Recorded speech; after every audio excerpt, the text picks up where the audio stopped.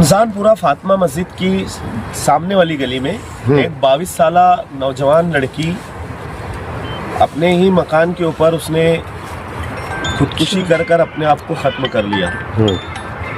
तकरीबन इशा की नमाज के बाद 9:30 पौने 10 बजे एक फ़ोन आया कि यार रमज़ानपुरा फातिमा मस्जिद के पास मुझे फातिमा मस्जिद के जो इमाम साहब है हाफिज शब्बीर साहब, उन्होंने कॉल किया कि यहाँ पे ऐसी बच्ची घर में लटकी हुई है। हम लोगों को, मस्जिद वालों को, महल्ले की गली वालों ने बुलाए और इमाम साहब को उन्होंने बताया। तो इमाम साहब ने जिस वक्त देखा तो ये लड़की अंदर लटकी हुई थी, घर के कोई भी जिम्मेदार घर में मौजूद नहीं थे। तो शब्बीर हाफिज जी ने मुझे कॉल किया। मैं वहीं से तुरंत रमज़ानपुरा पुलिस स्टेशन के API साहब को मैंने कॉल किया और साहब को मैं बताया कि साहब रमज़ानपुरा फातिमा मस्जिद के पास ऐसी लड़की है, उसकी उम्र तकरीबन 22 साल है और अपने ही मकान पे उसने खुदकुशी कर ली। PI साहब तो तुरंत वहाँ पे आए। वहाँ पर मुन्ना मेंबर, शाहिद भाई रेशम वाला, जावेद भाई सगीर मेंबर वगैरह सब मौजूद थे, लेकिन हम लोगों ने किसी ने भी वो दरवाजे को धक्का नहीं लगाया। और जिस वक्त पुलिस स्टेशन के कर्मचारी और API साहब वहाँ आए तो उनके साथ हम लोग अंदर गए। तो जिस वक्त हम लोग अंदर जाकर देखे तो लड़की ओढ़नी के ज़रिए उसने जो भी किया, मतलब ओढ़नी के ज़रिए किया। डेड बॉडी उनके घर वालों के आने के तुरंत बाद हम लोगों ने वहाँ से निकाल कर और सिविल हॉस्पिटल लेकर आए। और तकरीबन PI साहब भी यहाँ पर आए हुए अभी। उस वक्त से रमज़ानपुरा पुलिस स्टेशन के PI साहब लगे। वजह अभी मालूम नहीं पड़ पाई है।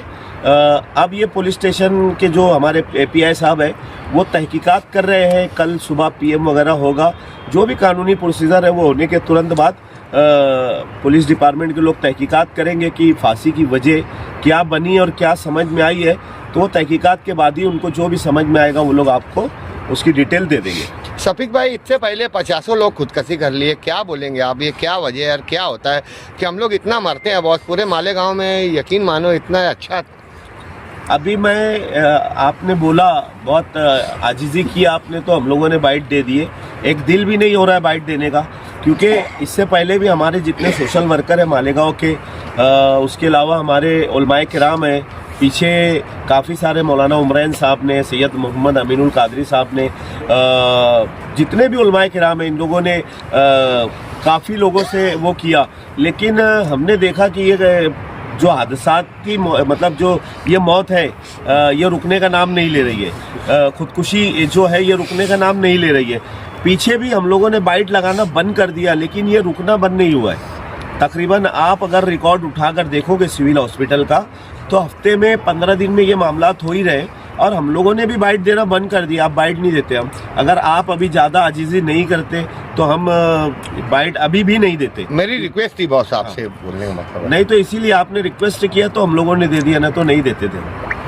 पूरा मामला बताओ ना। लड़की का नाम क्या था, कौन से महल्ले की और क्या वजह थी ऐसा?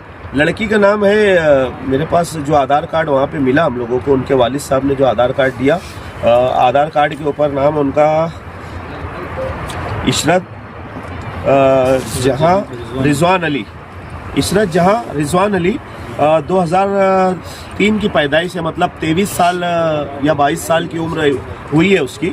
और रहने का पता इसका रमज़ानपुरा फातिमा मस्जिद के बिल्कुल सामने गली में।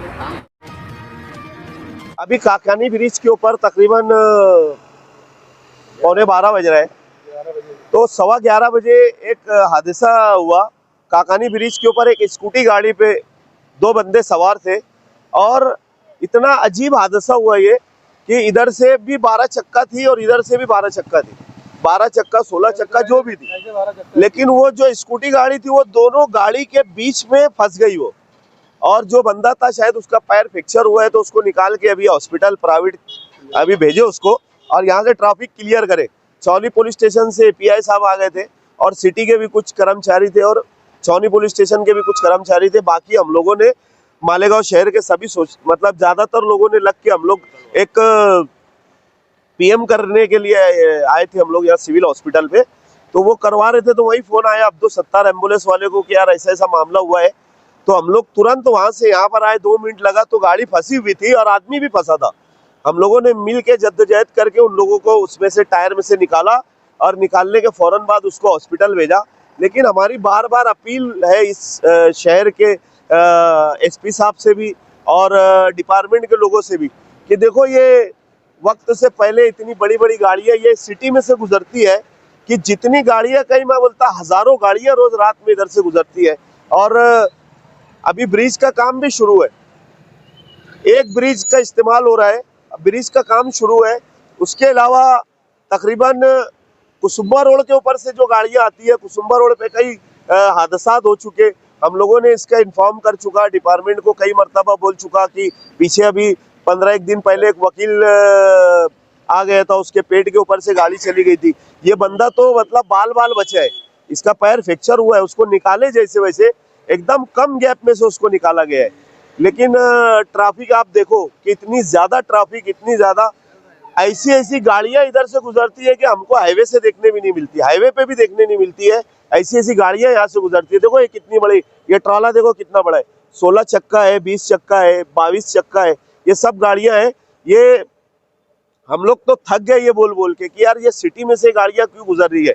हम लोगों ने हर डिपार्टमेंट को, यहाँ के सियासी समाजी लोगों ने हर डिपार्टमेंट को लेटर दिया, लेकिन कोई मानने के लिए तैयार नहीं है और इसके ऊपर कोई काम करने तैयार नहीं है। हर 15 दिन में, 8 दिन में, 2 दिन में एक हादसा होता है मालेगांव शहर के अंदर। आपके चैनल से हम यही गुजारिश करेंगे कि ये ज़्यादा से ज़्यादा मतलब प्रशासन इसको देखे और इसके ऊपर कुछ काम करे, ताकि मालेगांव जो हादसों का शहर बन चुका है, ये हादसात मालेगांव शहर में रुके। बस हमारी इतनी अपील है डिपार्टमेंट से कि इसको कुछ भी करे आप और इसको रोके, क्योंकि शहर के अंदर ये हमारा शहर कुसुम्बा रोड एकदम शॉर्ट है, आबादी वाला शहर है और रास्ते हमारे बहुत छोटे छोटे हैं, यहाँ पर शॉर्ट रास्ते हैं। और ये गाड़ियाँ इतनी बड़ी बड़ी है कि एक गाड़ी जब जाती है तो एक 2 व्हीलर, एक बाइक और एक रिक्शा पास नहीं हो सकती। अब ये गाड़ियाँ वालों को क्या है, हाईवे पे चलने की आदत रहती है और ये काफ़ी गाड़ियाँ वाले तो ऐसे होते हैं जो नशा करके चलते हैं। तो नशे की हालत में अब ये जो ड्राइवर था, ये भी बंदा नशे के अंदर था शायद, मतलब बाइक वाला तो हमको नहीं पता, लेकिन हमको यहाँ पर ऐसा पता चला कि जो ट्रक ड्राइवर था वो भी नशे में था। तो ये हम लोग तो अब अभी एसपी साहब से बात भी हुई है, लेकिन अब इसके ऊपर कुछ ना कुछ काम करना पड़ेगा ऐसा लगता है। अस्सलाम वालेकुम। अभी हम लोग एक लड़की फांसी लगाई थी रमजानपुरे में, हम लोग आए हुए थे सूल हॉस्पिटल पे, उसका पोस्टमार्टम वगैरह का प्रोसीजर चालू था। शफीक भाई को फ़ोन आया कि यार काकानी ब्रिज पे गाड़ी के नीचे एक एक्टिवा वाला फंस गया, मतलब नीचे आ गया, उसके मैं समझता टांग फ्रैक्चर हो चुकी है। और बार बार जैसे शफीक भाई और सोशल वर्कर ना जाने कितने लोग कुसुम्बा रोड ये वगैरह को बोलते हैं कि बड़ी गाड़ियाँ बंद करो, मगर कोई सुनवाई होती नहीं। ना जाने कितनी नौजवानों की, बुजुर्गों की लाश पे तो गाड़ियाँ चल चुकी, मगर कोई सुनवाई होने वाली नहीं। आज के आमदार का भी मेरा बोलना यह है कि यार आप आमदार हो तो कम से कम आप प्रशासन से ऊपर तो बात करके कोई लेटर वगैरह लगा के उसका रास्ता निकालो। सिर्फ खोआ हुआ खरगोश में रहने से कोई मसले का हल निकलने वाला नहीं है, मेरा इतना बोलना है।